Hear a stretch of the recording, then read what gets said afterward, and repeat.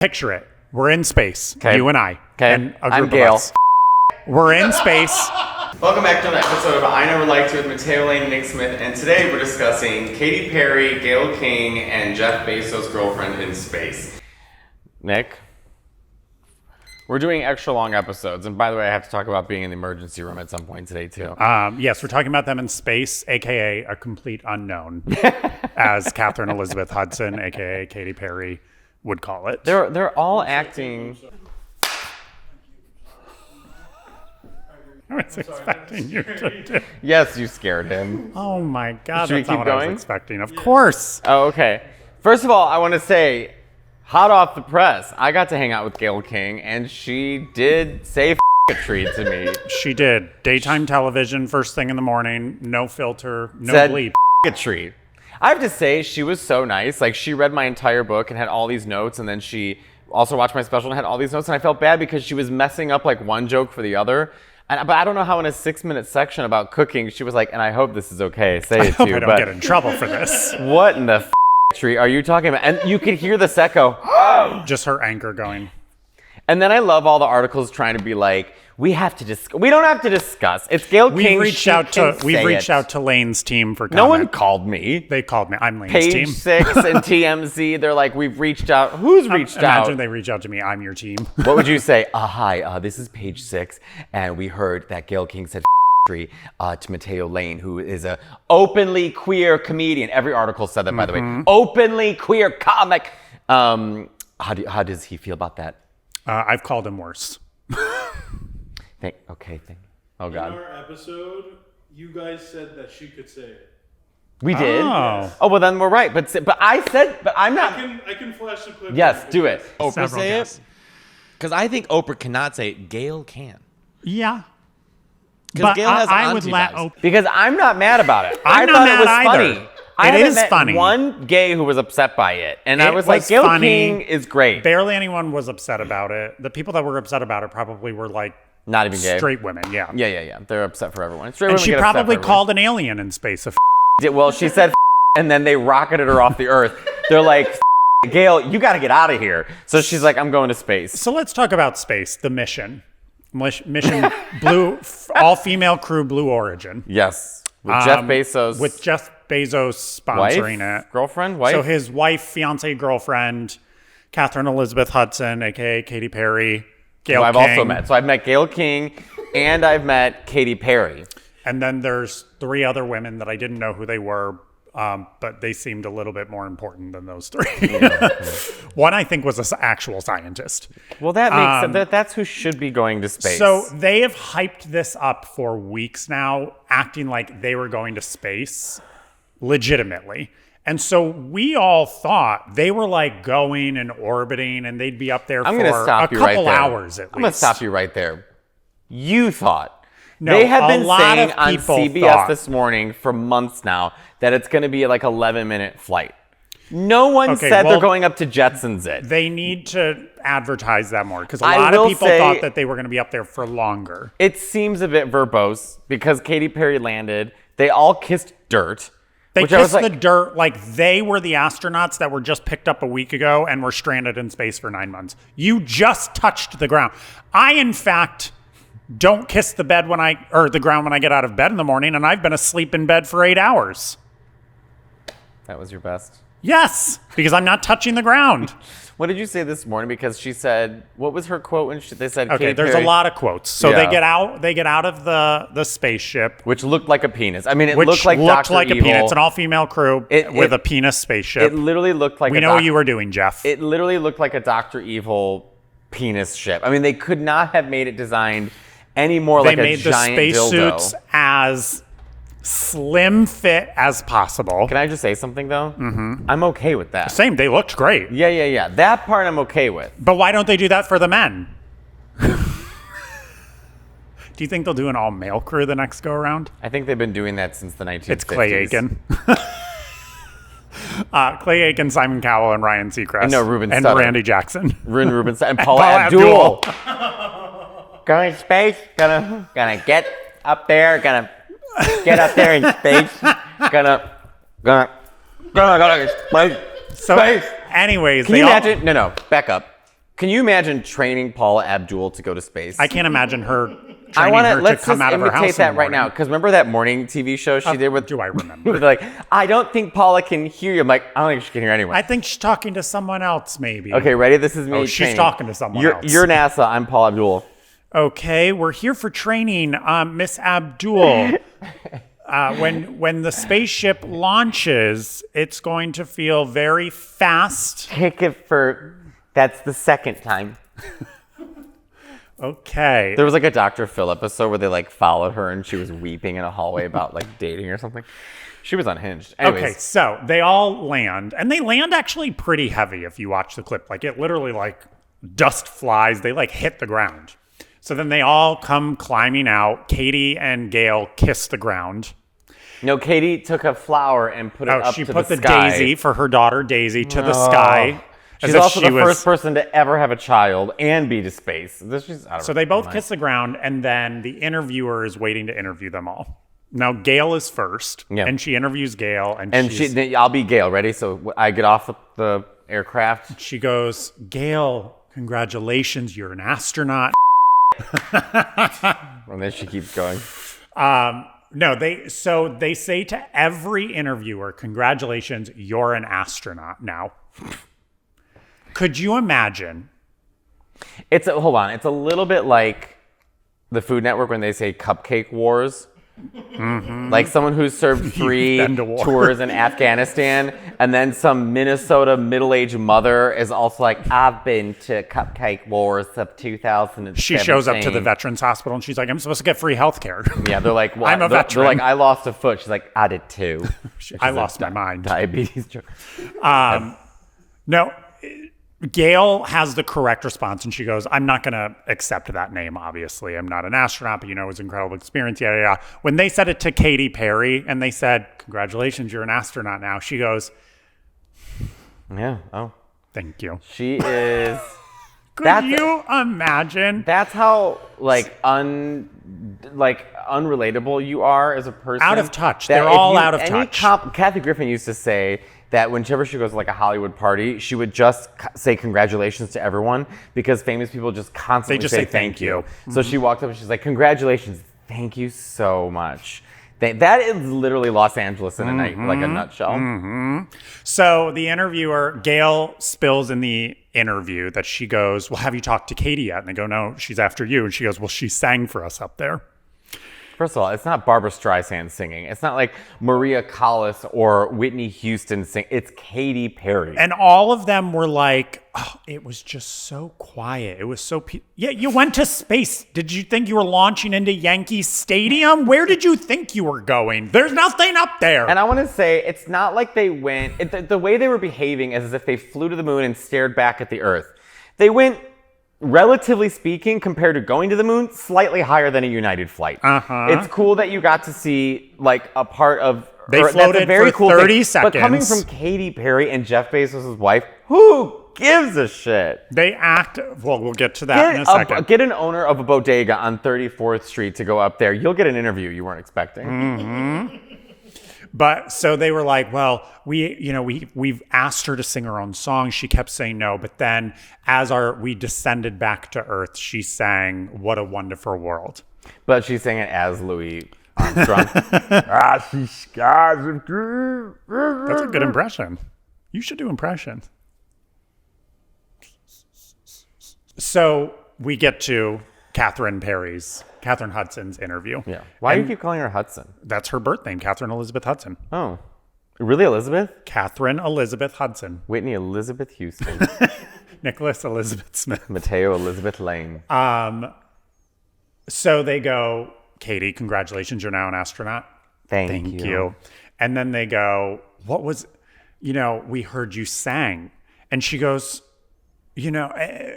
we heard you sang A Wonderful World. Why that song? And she goes, it's not about me. I've covered that song in the past many times, but I didn't want to sing my own songs. It's not about me. It's about the world. Well, you just said you covered it, so it is now one of your songs. Let me just say this. I don't think at any moment flying back into space or back to Earth California girls are unforgettable. Daisy Dukes bikinis. That would have been more iconic, though. No, it would. I mean, Could you imagine? But No, her no, picture discography it. is what I'm saying. It's like Picture it. not Ave Maria. No, picture it. We're in space. Okay. You and I. Okay. And a I'm group Gail. of us. We're in space. It's quiet and silent, like they said. Everyone's floating. It's quiet. All of a sudden, I kissed a girl and I liked it. And they just turn and she's like making out with the captain. Like, that's what she an all should. female. That's what she should have sang.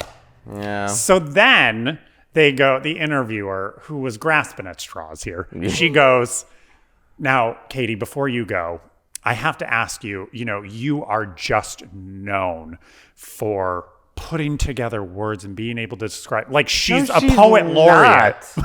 Last I checked, she wasn't poet laureate. I do not hate Katy Perry. No, I like her songs, but they're talking to her like it's also just like one of these things where you get these really rich, famous people and they're blown off the face of the planet and suddenly they are, what did she say? She met the divine feminine? Well, so they go, so describe what taking off and landing was like for you. And Hot she goes, and shaky. It was the highest highs Oh, God. and complete surrender to the unknown. What? How is it unknown? There's an entire government agency that has discovered space, Katy. Yeah, Sputnik, it's not unknown, Sputnik was actually. 1957. It's not. It's in Actually, fact we've could been be looking less into unknown. space. The pyramids were built by looking up. The complete and surrender measuring. to the unknown. What was unknown? Because she's What not. song you were gonna because, sing? Nick, because she's not been to space. No one else. Not has to been mention to it space. has Hold on, recently Nick. come out. Wait, because she's not been to space. It's unknown to her. No one's been to space. I think she thinks she discovered space. It would be like if you dropped me in the ocean and I'd be like, this is a complete unknown. Meanwhile, Well, Nick, you don't know anything. true. You would probably get up there. What would you do? What remarkable I thing wouldn't would you go. say? I wouldn't go. All right, let's play this game. How much? Could $1 million. No, $2 million. $2 million to do that? Cash, no taxes. I wouldn't go. When they show it flying up, Well, they went go. for 11 minutes. Our podcasts are longer. Who cares about the time? I could go for 11 Who minutes. cares about the time? You're being blown off They the face of the barely planet. went out of the stratosphere. Nick, they're not doing this like a plane. They're going like this. And then they come straight back down like a penis. If Gail could, I could. No. I would. Chris, how much would you do it for? 500,000. Would you go? Yeah. Oh, I would not. The other best. Would you rather do the submarine that takes like 8 hours to go down? I would rather do that than the sub. I think I'd rather the space than the sub. Yeah, for 100%. Sure. I would not do the sub. The final quote that really killed me is at the end. She goes, "This isn't for me. This isn't for any of us. Yes, it is. It's for the betterment of the world," or something like that. I'm like, you just took a rocket with all that rocket fuel and destroyed how many forests for an 11-minute joyride so that you could reveal your tour set list in space? That was for the betterment of the world, Catherine? What? California girl. Not to mention, she revealed it on a butterfly. The set list, she held up a butterfly with the set list on it. What did that have to do with and a daisy for her daughter? She's doing prop comedy in space. She's Carrot Top up there. For Christ, do you think? No. Now this is a conspiracy theory that I'm already starting. Let's get it trending. Do you think they went up? They met extraterrestrials, were replaced, and now the 6 of them were replaced with aliens who took their identity. But they still come back saying It's so echoey in here. I think that it could be true because we don't know. Anything is possible. I'm going to change the subject now because What now a you're soliloquating. wonderful world. So this week I was meant to go to Seattle. Yes, and you didn't. I did not. I was rocketed into space. So I'm still recovering. I have been so tired.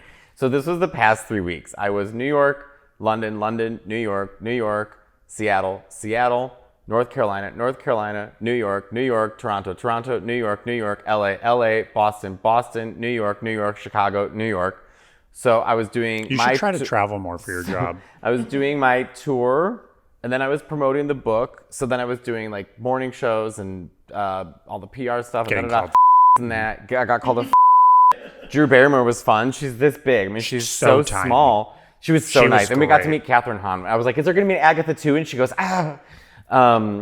Then, anyway, so I just was exhausting myself. The thing is, like, usually when I'm touring, it's fine. But adding the book promo onto it made it almost like And my birthday. I would wake up and I was just like, I mean, you saw me at Radio City. So then I started having muscle spasms. So before Radio City, which I was so anxious about, and everybody was like, oh, but you'll do great. I'm like, no, it's not like the performance. It's like what it means. And there's like 170 people coming on the list.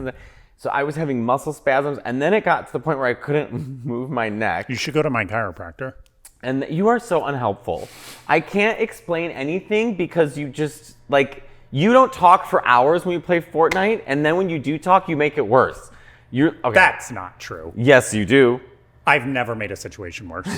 So anyways, So your back spasmed and everything. so back was spasming. So then I was like, I have to go to my doctor. So they were so bad that they had to insert cortisone shots into my neck and my back muscles to get the muscles stopping. And your pussy and your crack. And my pussy and my crack. The pussy was the worst. I mean, it was wrecked. My pussy was fucking wrecked. Those cortisone shots, baby. But I'm not trying to downplay it. I had a really bad week. Because then they decided that, like very Judy Garland-esque in the 1930s, they're like, we're going to give you a B12 shot and glutathione. I don't know what We're either going to one. wake you up. We're going to put you down. We're going to... I did feel like there was a woman following me watching what I eat on the set of Wizard of Oz.